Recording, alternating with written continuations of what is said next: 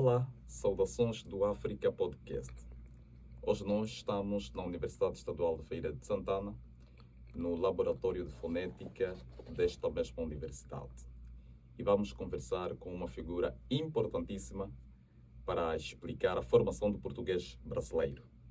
Numa das suas obras, o português afro-brasileiro, destaca-se muito a questão da participação das línguas africanas na formação do PB. Está conosco, nos honra claramente, o professor Dante Luquezzi. Quem estuda português brasileiro e não conhece esta figura que vai conversar conosco hoje, acreditamos nós que precisa de ler mais. Professor Dante, muito obrigado. Eu comecei a ouvir o senhor em 2023, quando cheguei no Brasil. Nós, em Angola, as nossas hipóteses para explicar o português brasileiro não parte da transmissão linguística irregular. Nós partimos apenas da sociolinguística variacionista, que não é feita de maneira tão profunda. Nós não conseguimos ainda captar o vernáculo da língua e explicar todas as variáveis, sejam elas linguísticas ou sociais. E, posto aqui no Brasil, conheci a teoria da transmissão linguística regular, essa perspectiva que o professor apresenta para a formação do português brasileiro e que nós acreditamos ser muito coerente. E hoje nós gostaríamos de saber do professor por que razão o professor Dante Luquezzi chama muito o elemento africano na formação do português brasileiro. Bom, é um prazer, Lucas, estar aqui, né? Agradeço o convite e a oportunidade de falar no podcast, nesse canal, para o público africano também e de todos os lugares que se interessam pelo tema.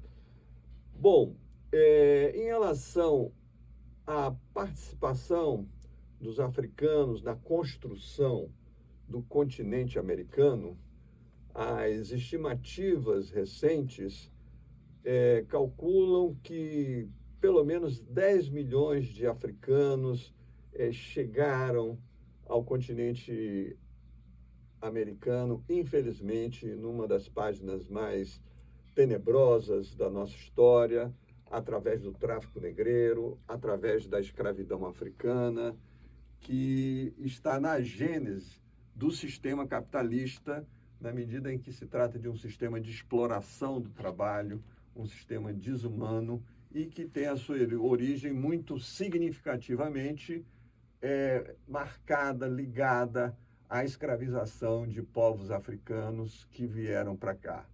Mas como a humanidade consegue se ressignificar, esses milhões de africanos falando centenas de línguas diferenciadas, porque o continente africano é um continente muito rico, cultural e linguisticamente, de uma grande diversidade linguística. Então, esses africanos que vieram para cá contribuíram enormemente para a construção do continente americano, tanto do ponto de vista material quanto do ponto de vista cultural. E eles contribuíram em vários planos, né? Não só pelo trabalho que eram obrigados a fazer, criando riqueza, mas também no ponto de vista da sua cultura, não obstante serem violentamente reprimidos e descaracterizados. Eu sempre digo que uma das reflexos mais candentes da violência física, psicológica, simbólica, cultural, religiosa da escravidão no Brasil foi o fato de que nenhuma das provavelmente 200 línguas africanas que vieram para o Brasil entre 1550 e 1850, na boca de talvez mais cerca de 5 milhões de africanos que vieram para o Brasil nesse período, trazido pelo tráfico negreiro, são as estimativas mais recentes. A prova mais candente da violência da escravidão em relação a esses indivíduos é que nenhuma das provavelmente 200 línguas que vieram com essas pessoas subsistiu no Brasil. Todas desapareceram. Por quê? Porque os africanos escravizados eram obrigados a se comunicar com a língua do colonizador europeu. É claro que numa situação bem adversa, o aprendizado desses indivíduos era, no geral, sobretudo aqueles que eram destinados ao trabalho brutal das lavouras, era muito precária. Então, eles aprendiam basicamente um vocabulário muito restrito que eles iam manipulando para se comunicar usando o repertório de sua gramática nativa. Na região do Caribe, que também recebeu uma quantidade um pouco menor, mas muito representativa de africanos, porque lá se estabeleceram entre os séculos 17 e 18 sociedades de plantação, sobretudo de plantação da cana-de-açúcar, que viria a se constituir como o primeiro grande produto de consumo de massa da humanidade. Então, havia grandes empreendimentos agroexportadores que empregavam largamente a mão de obra africana escravizada para produzir o açúcar, plantar a cana e produzir o açúcar, que era exportado para a Europa, e isso gerou enormes capitais que depois foram convertidos para a industrialização e a revolução burguesa da Europa, que levou ao sistema capitalista. Esses africanos lá no Caribe, como eu disse, eles eram muito segregados, eram centenas que ficavam em plantações e eles aprendiam a língua do colonizador, no caso do Caribe, principalmente ingleses, franceses, mas também holandeses, e eles aprendiam a língua do colonizador muito precariamente, só um conjunto de palavras que eles usavam para se comunicar usando o seu repertório gramatical de sua língua nativa. Com o passar do tempo, na medida em que esse vocabulário, que é chamado, na medida que esse código de emergência de comunicação vai se estruturando, e isso passa a ser chamado um pidgin, na medida em que esse pidgin, que é a segunda língua da maioria dos seus falantes, que é o vocabulário da língua europeia dominante, com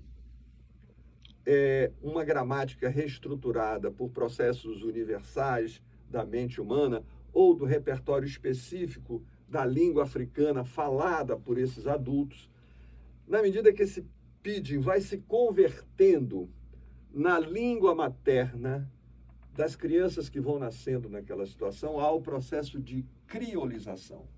Então, tanto o pidgin quanto a língua crioula que se forma nessa situação são línguas qualitativamente distintas da língua europeia, da qual ela recebeu praticamente todo o seu vocabulário.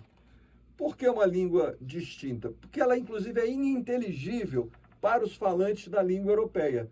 Um falante, por exemplo, do crioulo do Haiti, o haitiano, que é a língua da maioria da população do Haiti, ele não é inteligível para um falante nativo do francês, embora praticamente todas as suas palavras sejam provenientes da língua francesa. Por quê?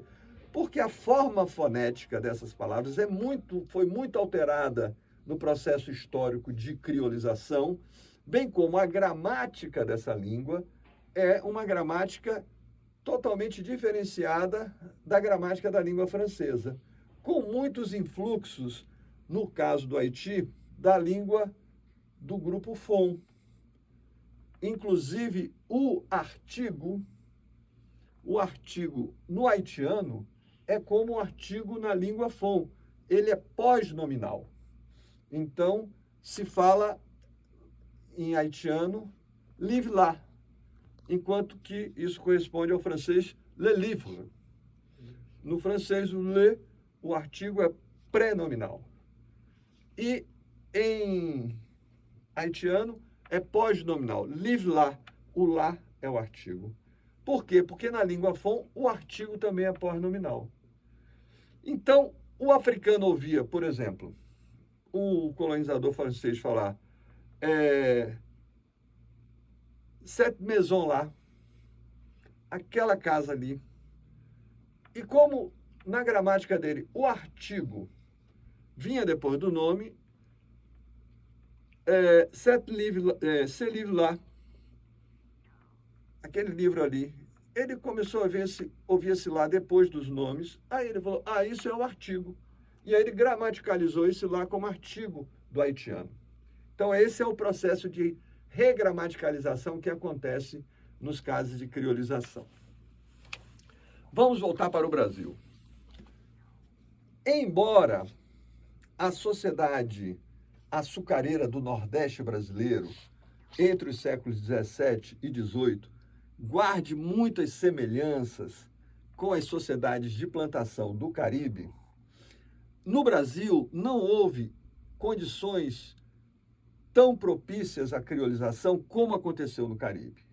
Por quê? Porque no Brasil, em primeiro lugar, o percentual de falantes da língua dominante, falantes do português, era muito maior do que no Caribe, percentualmente, e numericamente também.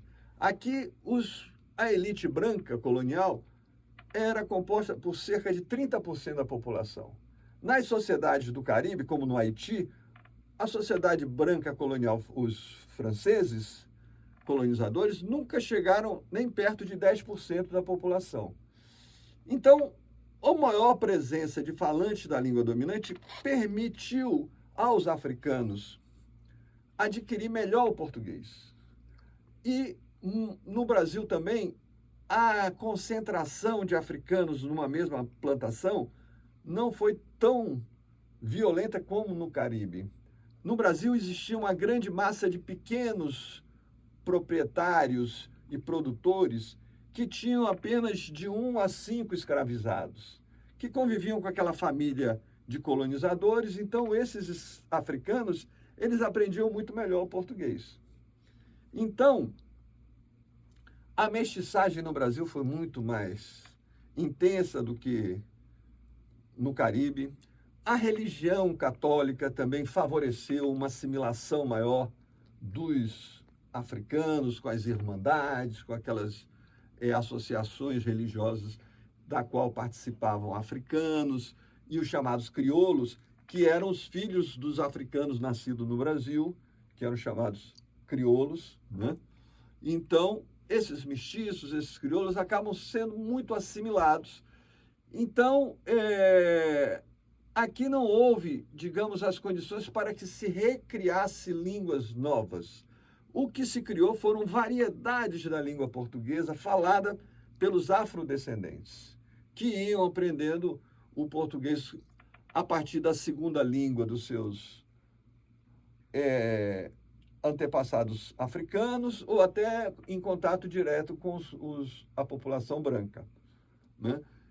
Mas isso não significa que essa situação dessa nativização do português na população afrodescendente não tenha produzido alterações nessa variedade de português falada por esses afrodescendentes.